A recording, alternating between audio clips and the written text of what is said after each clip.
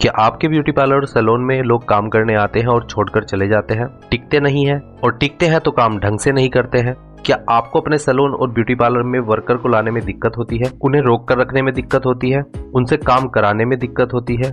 तो आज सभी समस्याओं का समाधान इस वीडियो में मैं आपको देने वाला हूँ। आज का वीडियो देखने के बाद आपकी स्टाफ से रिलेटेड कोई भी शिकायत या समस्या नहीं रहेगी। बस आपको ये वीडियो पूरा देखना है। काफी लोग वीडियो को पूरा नहीं देखते और बाद में कमेंट करते हैं कि मुझे ये समझ नहीं आया।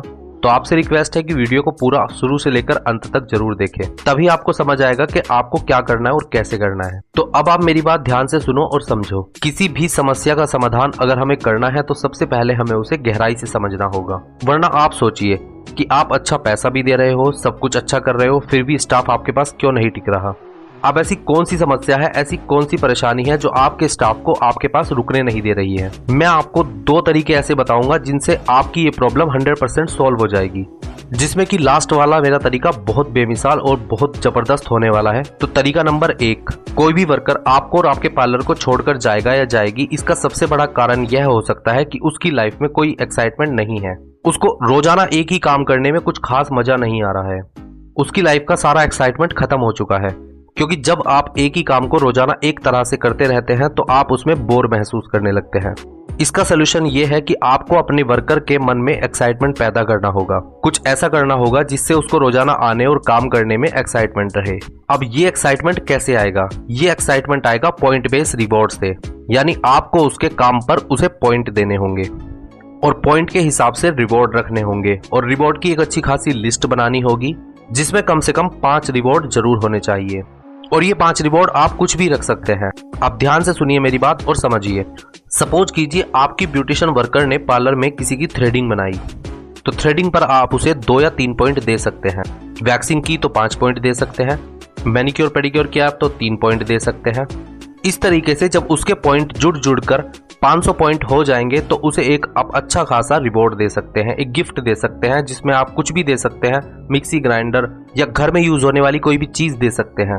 और इस तरीके से उसके 5 रिवॉर्ड होंगे और पॉइंट्स के हिसाब से उसे अपने 5 रिवॉर्ड पूरे करने हैं। रिवॉर्ड आप ज्यादा भी दे सकते हैं, ज्यादा पॉइंट पर ज्यादा भी दे सकते हैं। इसी तरीके से उसका अगला रिवॉर्ड मान लीजिए 2000 पॉइंट पर आपने रखा है एक स्मार्टफोन। इसी तरीके से जब उसके ज्यादा पॉइंट जोड़कर 2000 पॉइंट हो जाएंगे तब उसे आप एक स्मार्टफोन दे सकते हैं। 2000 पॉइंट इकट्ठे करने में भी उसे काफी समय लगेगा। उसके बाद अगला रिवॉर्ड आप कुछ भी रख सकते हैं। इस तरीके से आप 5, 6, 7, 10 जितने रिवॉर्ड चाहें उतने रिवॉर्ड उसके लिए रख सकते हैं। इससे आपके वर्कर के मन में एक्साइटमेंट रहेगा कि मैंने 200 पॉइंट ऑलरेडी पूरे कर लिए हैं, अब मुझे 300 पॉइंट और करके कुछ गिफ्ट मिलने वाला है।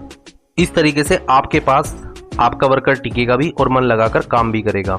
और मैं तो बोलता हूं कि कम से कम 50,000 पॉइंट पर आप स्कूटी भी ऑफर कर दो। अब आपको क्या लगता है, वो आपको जिंदगी में कहीं छोड़कर जाएगा? वो बिल्कुल भी आपको छोड़कर कभी नहीं जाएगा, क्योंकि ये बात आपको भी पता है और उसको भी पता है कि वो चाहे जितनी मेहनत कर ले कभी अपनी कमाई से स्कूटी नहीं खरीद सकता है, खरीद सकती। और यहाँ तो आप उसे वो गिफ्ट बिल्कुल फ्री में देने वाले हो। अब मैं आपकी एक गलतफहमी दूर कर देता हूँ जो आपके दिमाग के अंदर कूद कर आई होगी।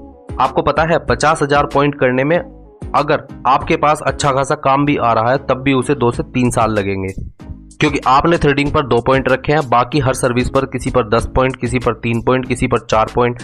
आप खुद सोचिए ये 3, 4, 5, 10 पॉइंट जोड़कर 50,000 पॉइंट करने में कितना समय लगेगा, और उसको 50,000 पॉइंट इकट्ठे करने होंगे। इससे आप उसके मन में एक्साइटमेंट बना रहेगा कि मुझे वहां तक पहुंचना है, और जिससे उसको एक एक करके रिवॉर्ड मिलने शुरू हो जाएंगे।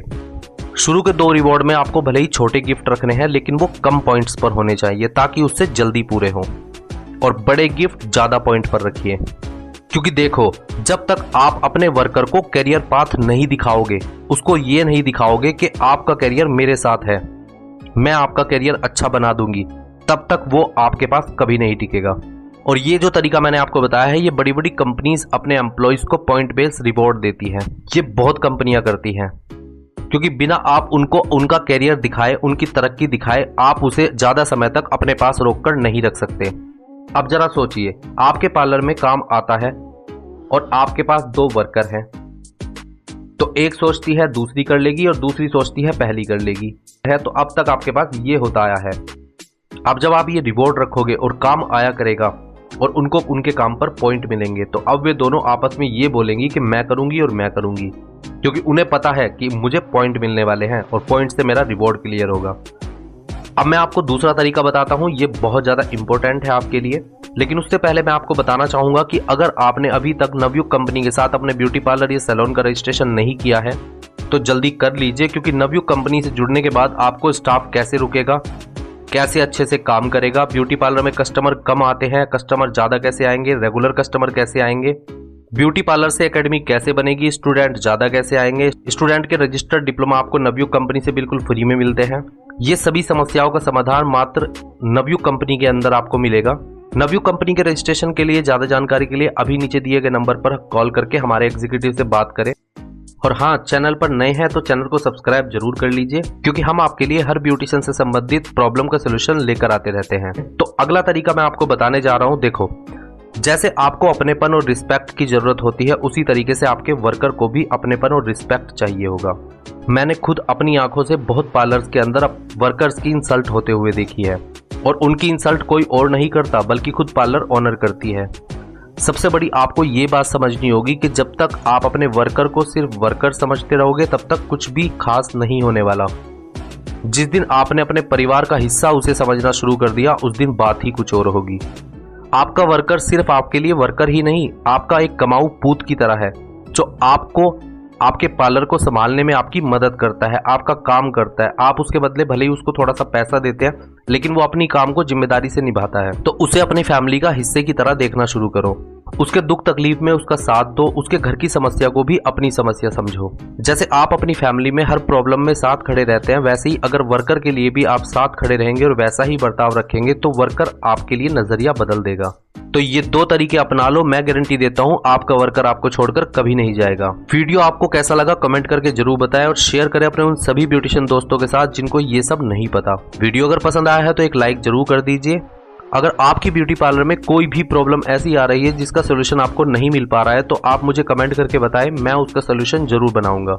मैं मिलता हूं आपसे बहुत जल्द एक नई वीडियो में एक नई ब्यूटिशियन समाधान के साथ। तब तक के लिए नमस्कार।